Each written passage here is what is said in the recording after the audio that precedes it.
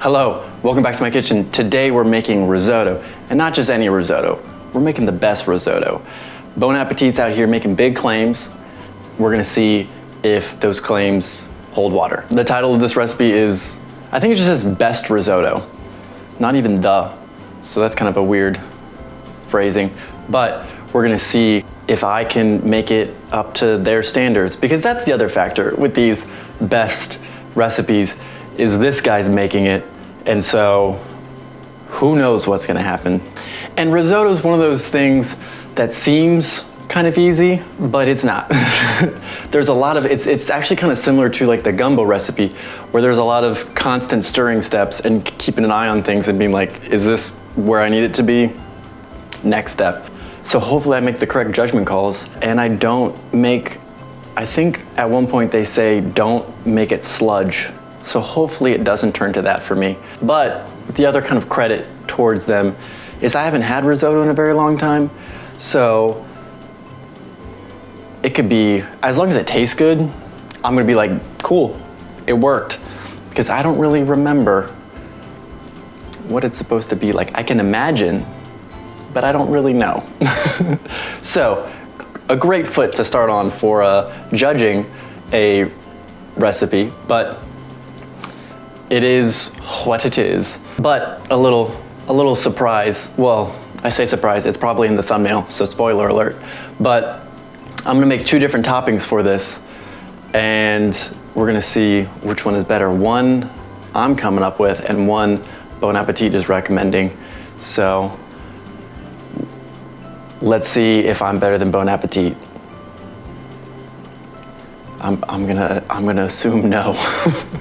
But it's gonna be fun to try. So on that note, let's run through those ingredients and get into cooking. Salt, olive oil, an onion, sushi rice, white wine, butter, Parmesan, and black pepper. The first step is to boil 10 cups of water with a tablespoon of salt in it. Pretty sure you can handle that on your own without me showing you. Also, I've already started it because I'm gonna need it relatively soon, and so I kind of figured I'd start boiling ahead of time. And step two is we're gonna cut the onion, because we need that for cooking. That's pretty much the only cutting step that we have to do in this entire recipe. And we're gonna put that in a Dutch oven with the olive oil, and we're gonna cook that up until it's translucent and soft. And then after it kind of hits that point, then we're gonna add half a cup of water and stir and let it cook until the water evaporates. And we're doing that because we want to, I guess, more like gently cook the onion without like adding color to it from like that direct heat contact of the pan. So that's kind of what that water step is doing. So let's get into it.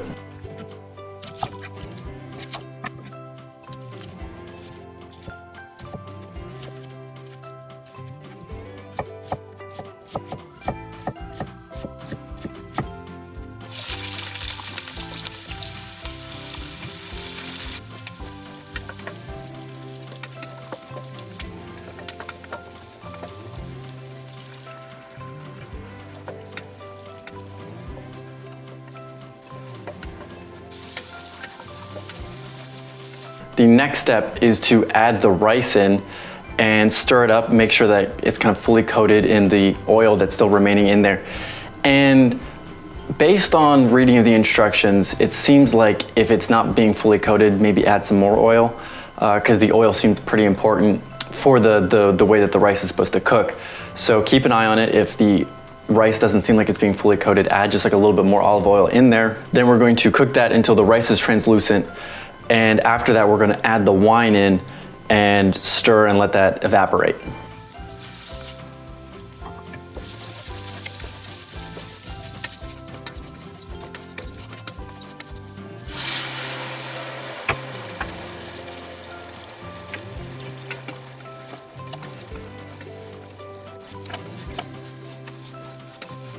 All right, this next step is a very critical step because it's essentially we're making risotto. We're going to incrementally add that boiling water that we have been letting simmer for a while now in 3/4 of a cup increments. So you need some kind of heat-proof measuring cup just to kind of scoop that out. Don't burn yourself. We're gonna then pour that into the rice mixture that we have and constantly stir. And the recipe says that it should take 2 to 3 minutes for the rice to kind of absorb that liquid. It's very important to kind of like keep an eye on this. If it's absorbing too quick, you want to reduce the temperature, because that slow cooking of the rice is actually going to release the starches and give the risotto that kind of like creamy, soupy kind of consistency that you're expecting. And it also says you want to err on the side of soup, not sludge. And that's kind of a worrying warning. So just kind of make sure it's not, I guess, congealing up too much. And we're going for like al dente. So it's gonna be kind of tender rice on the outside with like a little bit of a bite on the inside. And then, speaking of that, at the 15-minute mark, start tasting the rice and making sure you're not overdoing it, because you don't wanna, I think if you overdo it, that's when it kind of becomes that sludge. So no pressure, but there's a lot of things happening and you need to be constantly stirring while all of it's going on. So good luck, and let's see how it goes.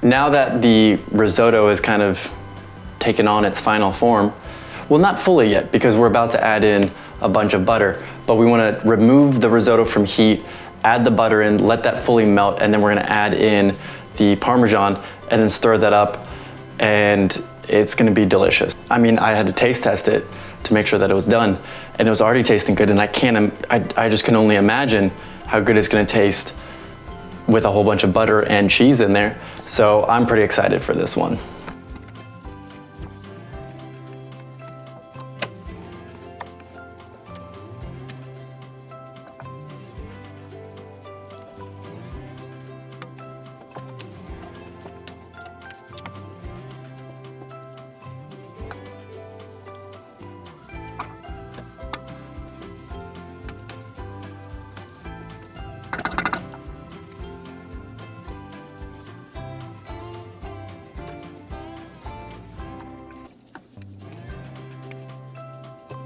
Okay, so moment of truth. And before I show you the final product, I will say I did not just make risotto today. I made 2 toppings, and I'll let you decide which you think seems more appetizing. One is just kielbasa that I pan fried. Pretty basic, but I thought it sounded good. The other is actually a recommendation from the recipe for toppings, and they actually broke it down seasonally. So there's like a spring one, a summer one, fall, winter. I know all my seasons. Now, take a gander, take a little guess which one I chose for this recipe. I mean, this is coming out in October. It's gonna be spooky season. It's gonna be Thanksgiving season. You know, fall is in the air. So obviously I went with spring. Of the options, the spring one seemed the most appetizing to me, so I went with that one. And also just, I mean, it popped. It's like a green. The other ones are more neutral colors, so I just gravitated towards that. I'm not going to show you how to make that. I mean, if you choose to make it, it's just at the bottom of the recipe. Now, the moment that you've been waiting for, check it out. So here's the 2 different toppings that I have. So we're gonna do 3 taste tests. I'm sure you can guess what they are. So let's try just the risotto on its own. I like it. And this is one of those recipes that there's big benefit from kind of like tasting as you go. Like in the recipe, it says to start tasting after 15 minutes. Because if I just blindly went to the 25 to 30 minutes, this wouldn't have worked. Which, by the way, I only cooked for 20 minutes because I tasted and the rice seemed done. So I was like, well, we're gonna stop it here, because I think in numerous points in the recipe it says don't overcook it. So I listened to them and I did not overcook it.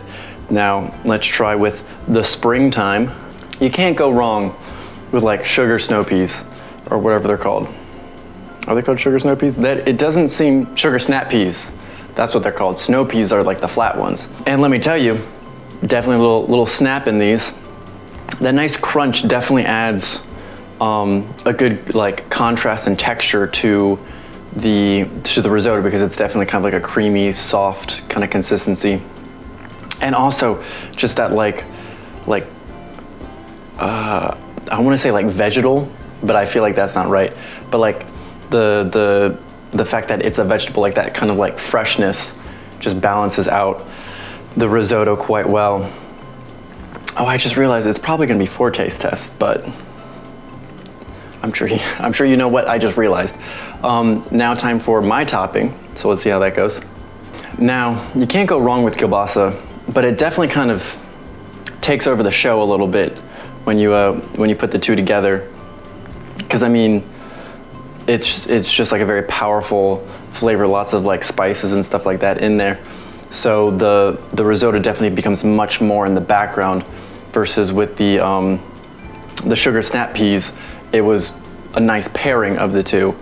So let's try all 3 and see what happens. Gonna open a space-time continuum. I mean, kind of the same situation. You do get the crunch of the sugar snap pea, but the kielbasa kind of takes over the flavoring. So my kind of conclusion from this is this probably would be a good meatless Monday if you didn't have the kielbasa and you just made the sugar snap peas kind of topping. I don't know how, well, the risotto does seem like it's gonna be pretty filling. So I was gonna say, like, I don't know how filling that's gonna be, but this could be a good meatless Monday. I mean, I'm gonna eat it with the kielbasa. I probably will just maybe cut the kielbasa into smaller pieces in the future. That might help. I mean, this is a delicious dish, but is it the best? I don't super remember the last time I had risotto, so kind of hard to compare it to anything, but it's definitely good.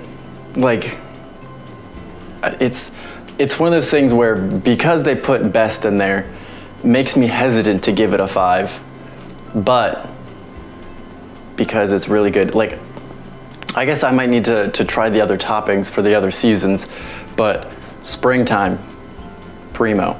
And for that, I'm giving it a 4.5. It's almost there. If they didn't put best in there, it might have been a 5. Best puts the bar way up there, and it's hard to kind of like give that when somebody comes in there, they're like, yeah, I'm the best. It's like, well, I'm sure there's somebody that can beat you. So it kind of makes it hard to give them that like amazing kind of value, but it's definitely good. And a good podcast recipe, because I was standing over there stirring for about, like with the other steps, not just like that last step, like 30 minutes of me just kind of standing there stirring. And because I'm using my phone for filming, it was in dead silence. So would have kind of been nice to listen to a podcast while doing all that. But now in the future, when I make this recipe, not for you guys, I'll be able to do that, and it's gonna be extremely enjoyable. And on that note, bye Mom, still not dead. See ya.